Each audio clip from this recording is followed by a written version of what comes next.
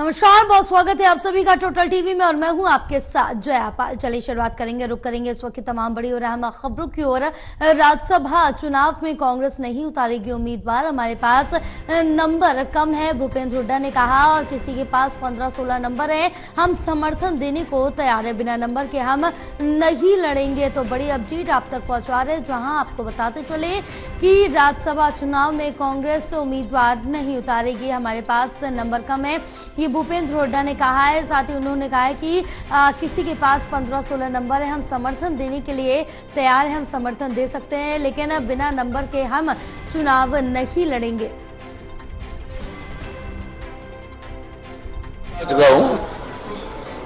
देखिए, राज्यसभा का जहां तक सवाल है, कांग्रेस के पास तो नंबर है नहीं।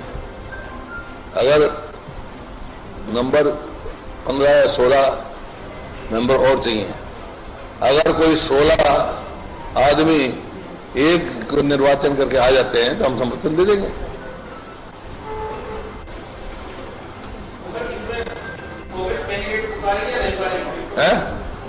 नहीं, कांग्रेस के पास तो नंबर नहीं है ना, नंबर नहीं, मैं बता चुका हूं। मुख्य पक्षी है तो नंबर बगैर के नंबर पे क्यों लड़ेंगे हम। हाँ, अगर 16 आदमी हमारे पास एक होकर किसी का कंसेंसस बिल्ड करते हैं तो नहीं,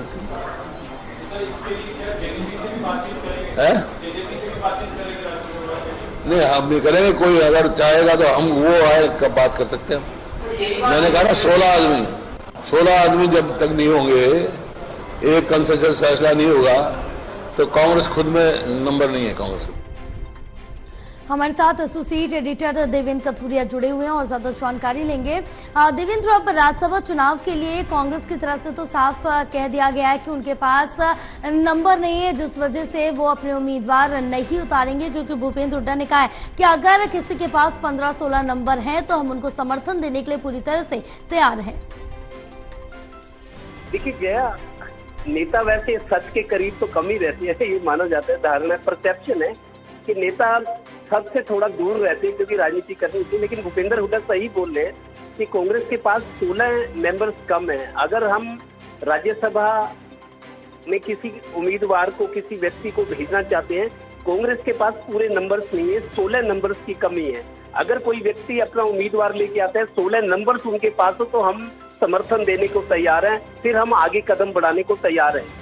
भूपेंद्र हुड्डा असलियत को जानते हैं कि मौजूदा जो परिस्थिति है, विधानसभा की जो तस्वीर है, चूंकि एमएलए अपने वोट डालते हैं तब राज्यसभा में चयन होता है किसी उम्मीदवार का, तो भूपेंद्र हुड्डा हकीकत जानते हैं। उनका कहना है कि हमारे पास नंबर नहीं है, लेकिन हम कोशिश करते हैं, कोई हमारे पास आए मदद मांगे तो हम मदद देने को भी तैयार है कि विपक्ष का उम्मीदवार राज्यसभा में जाए, लेकिन 16 नंबर होना जरूरी है। तो एक तरह से उन्होंने गेंद विपक्ष के पाले में, जिसमें जेजेपी के भी नेता हैं और भी हैं विपक्ष के, तो अगर वो कोशिश करे या उन्होंने एक दाना फेंका, मैं ये समझता हूँ उन्होंने एक जाल फेंका है कि मान लो बीजेपी से भी कोई असंतुष्ट है या निर्दलीय हैं, जेजेपी के हैं, अभय चौटाला खुद विपक्ष के एमएलए हैं, तो अगर वो लोग आते इकट्ठा होते तो हम तैयार हैं, लेकिन नंबर्स का होना बहुत जरूरी है। देखते हैं अब क्या होता है, लेकिन मौजूदा परिस्थितियों को देखकर लगता है कि बीजेपी का उम्मीदवार राज्यसभा में जाना, उसकी उम्मीद ज्यादा बन रही है, अगर कोई उलटफेर नहीं होता तो। बिल्कुल है, लेकिन देवेंद्र, यहाँ पर जो नंबर का खेल है ये भी काफी ज्यादा दिलचस्प नजर आ रहा है, क्योंकि एक तरह से यहाँ पर जो आगे की रणनीति कांग्रेस की तरफ से बनाई जा रही है, अगर उनके पास नंबर नहीं है तो एक तरह से उनकी तरफ से जो आगे की रणनीति बनाई जा रही है कि एक साथ एक बार फिर से हरियाणा राज्यसभा चुनाव में एक बार फिर से विपक्ष यहाँ पर साथ होता नजर आएगा, तो कहीं ना कहीं टक्कर जरूर दी जा सकती है। देखिए जया, कांग्रेस को भी बड़ी चिंता तो अभी विधानसभा चुनाव लड़ने के, यूनाइटेड होगी, कांग्रेस में गुटबाजी है जी, अंदरूनी चुनौतियां भी है, तो विधानसभा चुनाव की तैयारी करना, चुनाव लड़ना, चुनाव जीतने की पुरजोर कोशिश करना, कांग्रेस के सामने ये चुनौती तो है, लेकिन राज्यसभा का चुनाव भी एक चुनौती है, क्योंकि दीपेंद्र हुड्डा लोकसभा में गए हैं, वो सीट खाली हुई है।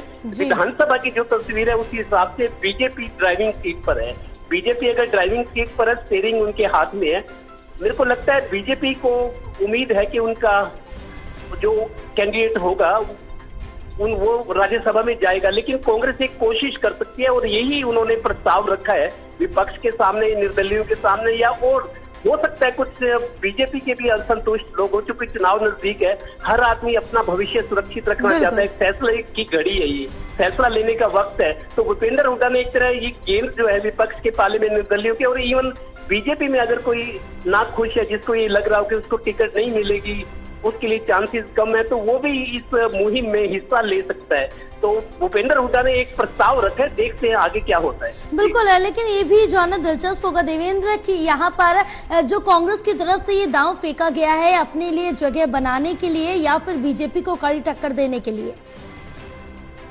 बिल्कुल, देखिए यह दाव ही है। भूपेंद्र हुड्डा राजनीति के मंझे हुए खिलाड़ी हैं, सारी स्थितियां जानते हैं वो। इन स्थितियों में क्या कुछ हो सकता है, उनकी जजमेंट, उनकी असेसमेंट क्या है, उस तरीके से उनका बयान आया है। क्योंकि उन्होंने साफ तौर पर मान लिया कि हमारे पास तो नंबर्स नहीं है, 16 नंबर्स कम है। अगर विपक्ष का उम्मीदवार को जिताना है, राज्यसभा में भेजना, तो 16 नंबर्स कम है। 16 में 10 तो अभी जेजेपी के, लेकिन जेजेपी के सामने संकट ये कि उनके कुछ विधायक बागी हो गए हैं जो पार्टी के नेता का कहना नहीं मान रहे, मतलब उनके काबू से बाहर है। निर्दलीय हैं, उनमें कुछ 1, 2, 3 बीजेपी के हो सकते हैं। गोपाल कांडा भी हैं जो अभी तक बीजेपी को समर्थन दे रहे हैं। अभय चौटाला विपक्ष के हैं। कुल मिलाकर अगर कुछ हो जाए, कुछ जोड़ तोड़ हो जाए, हॉर्स ट्रेडिंग हो जाए या कोई और स्थितियां बन जाए, तो बीजेपी के लिए चिंता की बात हो सकती है। लेकिन इस मामले में, राज्यसभा चुनाव के मामले में, मेरे बीजेपी अभी ड्राइविंग सीट पे कंफर्ट जोन में है अभी वो।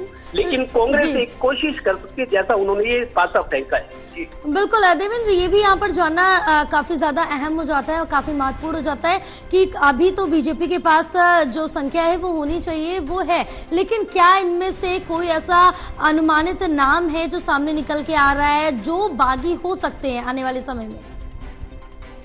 देखिए, अभी शुरुआत ही मैं बताता हूँ, ये अभी जुलाई में चुनाव होना है, जून चल रहा है, अभी आज 21 तारीख है, तो 8-9 दिन ये पड़े हैं, और जुलाई में भी शुरू में नहीं होगा चुनाव, शायद दूसरे हफ्ते में हो।